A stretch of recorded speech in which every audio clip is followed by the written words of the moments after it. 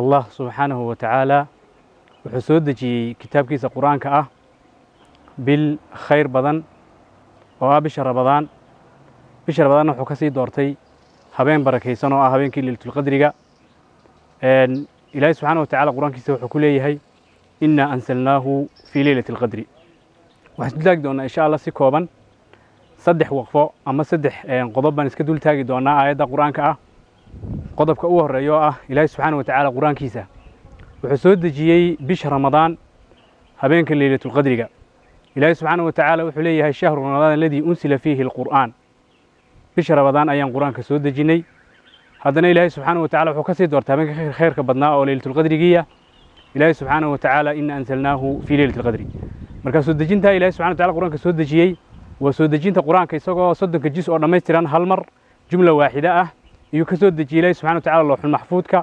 وحنو سود جيي بيت العزة وكوي الله سماء الدنيا سود جنتها مركز وسود جنتها يسوق قرآنكو نميستران هالمر سود جنك لا جرتيو أيضا يسوق مفرقة أو كلا صوعان استجنوا حل سود جنيه شنيا الله تنكي سنة النبي عليه الصلاة والسلام وحي كسود دقي أيو كل باباهيها يصب النزول لها أسود دقي مركا القرآن كل بدأ النزول بوليه نزول ككوباده إنه مركل يسود الدقي ينزول كلا بابا إنه يسوق مفرقة سود دقي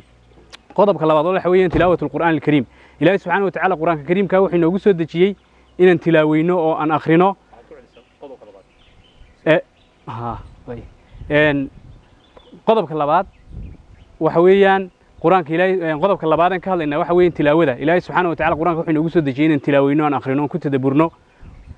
تلاوة القرآن كنا والله بالنوع تلاوة لا تلاوة لفظية هي تلاوة حكمية تلاوة لفظية وحويا قرآن كلا آخر تنا آخرية إنه كعب هذه سننا والنبي عليه الصلاة والسلام حديث وكيلها من قرأ حرفا في كتابه فله حسنة والحسنة بعشر أمثالها لا أقول ألف لا ميم حرف ولكن ألف حرف ولام حرف وميم حرف حديث كان النبي عليه الصلاة والسلام وكيلها قف في آخر حرف في قرآن كلا كمذا متكست حسنة وكيلها حسنة والله لي من لا بيا مركا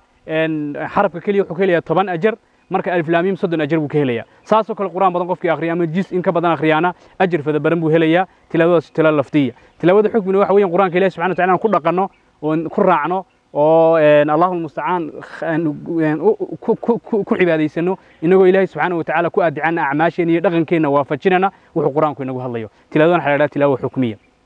qodobka saddexaad waxa weeyaan walaal habeenkan Ilaahay subhanahu wa ta'ala quraanka soo dejiyay ee leelatul qadrigu waa habeen fadli badan oo khayr badan oo barakaysan haddii aan ummadeenii maxamed Ilaahay subhanahu wa ta'ala wuxuu naga yeelay ummad cumrigeedu gaaban yahay marka la barbar dhigo cumriyadii ummadaha kale oo nabiga Kaleey salaam inaga wuxuu lahaa wuxuu ka hadlayay acmaaru ummati ma bayna 60 ila 70 inaga nabiga Kaleey wuxuu noo sheegay in cumrul qaalibka ummadeenu yahay inta 70 iyo 60 u dhaxaysa si aan hadaba ummadihii u gaadhno inaga horeeyay ummadii nabi nuux aanu Ilaahay subhanahu wa ta'ala markuu sheegay falabasa fiihim 1000 sanatin illa 50 aaman nabi nuux markii la leeyahay qoomkiisii wuxuu dhex joogay maxaan ku raadayay 1000 sano oo 50 sano ka dhiman yihiin